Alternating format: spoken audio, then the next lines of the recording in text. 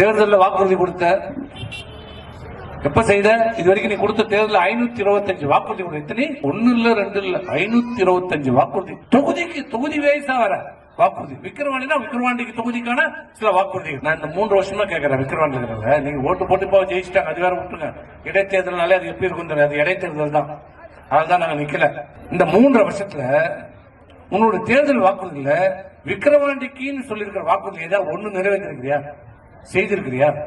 இங்க இருக்குது நந்தன் கால்வாய். இதெல்லாம் செய்தியா? என்ன சொன்ன? முழுமையாக நந்தன் கால்வாய் திட்டத்தை நாங்கள் நிறைவேற்றுவோம் சொன்ன செய்தியா?